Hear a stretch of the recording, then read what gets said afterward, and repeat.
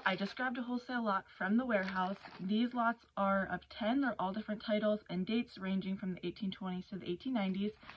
They are under $30. So the breakdown of that is like $2.50 to $3 an issue, which is what you pay nowadays for a newspaper.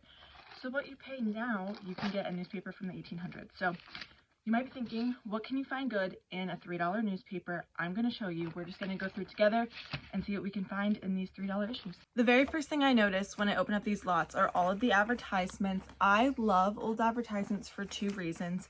The first one is that they're all woodblock illustrations, so somebody actually carved all the little details that you see in these ads, which is so cool. And then the other reason I love them is because I love to see what they used it for, something simple like baking powder. Why did they invent it? What do they use it for? Do we still use it for that? And sarsaparilla, like they claim purifying the blood. When I drink sarsaparilla, I don't think about that. I think it tastes good.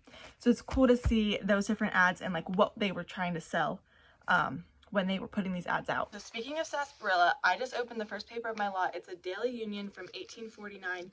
And there's a whole column on the front page that's like a caution. The title is Caution Extra.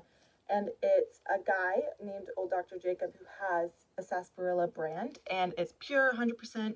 And there's this guy making a knockoff of it and trying to sell it.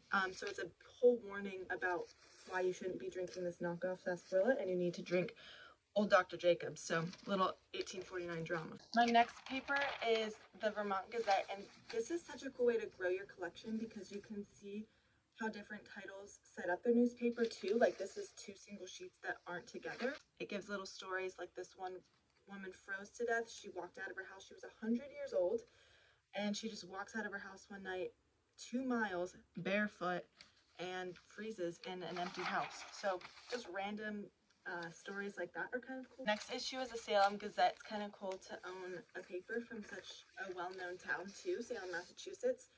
And when you open up the second page, there's the funeral of John Quincy Adams at Quincy. So it's talking about his remains, where the tomb is, what day he was laid to rest. And again, just some really cool ads, things for sale, things people lost. I actually love just looking at things that people lost and are looking for and what reward was like a good reward in the 1800s. Now I'm looking at a New England Galaxy, and when I turn the page, there's a section about public schools, and so I wanted to read that one just because of all the things going on with schools right now and what they're teaching. And this is actually about the standards that they had in this paper's from 1823. So they had people go in to the schools and then they gave a bunch of toasts and prayed about a bunch of things. So they toasted to the city, they toasted to the university, to the children, to the discipline. And it's cool to see what their standards were in 1823 for their school. Next one is the Bethlehem Daily Times, and I just love all the advertisements on this one. They're super cool and laid out really nicely. And on the front page, there's an article, Funeral of Ex-President Johnson, and it continues on to an inside page and just gives details on his funeral. So now I have the Union Democrat from 1852, and right on the front page, they have an article called The Oldest Soldier on Record. And this soldier was 127 years old when he died, and he served in the military for 70 years. So it's a whole article just about him, even like down to what he looked like that he was short, and it's pretty cool. Little article on a soldier there. This Daily Memphis Avalanche is my favorite article that I found because of just the ways that you can learn from history and see like where people were at in that time. So this is actually an article written by a woman, and it says woman's place in nature and society. And I think that's so funny coming from 1876. Now it's 2022 and we still have people writing about things like this. And it says the sudden revolt against the home duties and unselfish virtues, the modesties and affections which formerly distinguished women, is an odd study. It goes on to say, a certain portion of our women are instinctively throwing themselves off from the main current of life.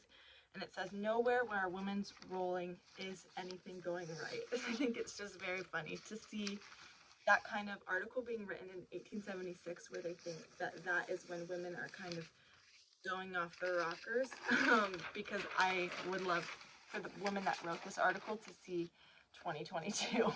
She would probably have a heart attack.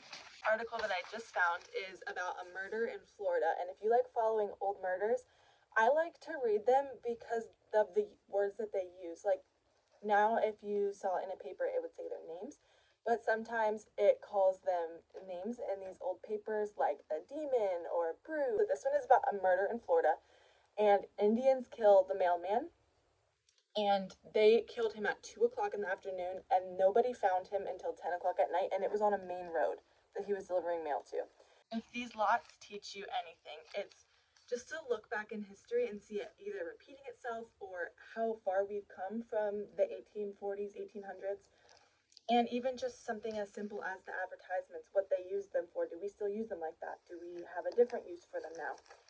These papers are so cool, and they're the price of what you buy a paper for today. If you go to the gas station and get a paper, that's what you're paying for these ones from the 1800s.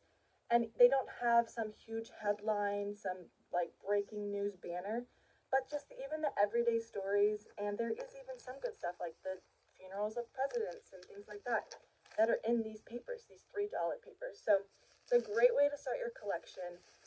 So much different stuff, fun reads, just, yeah, a great way to start your collection with 10 different titles from the 1800s. How cool is it to say you own a paper from the 1800s? So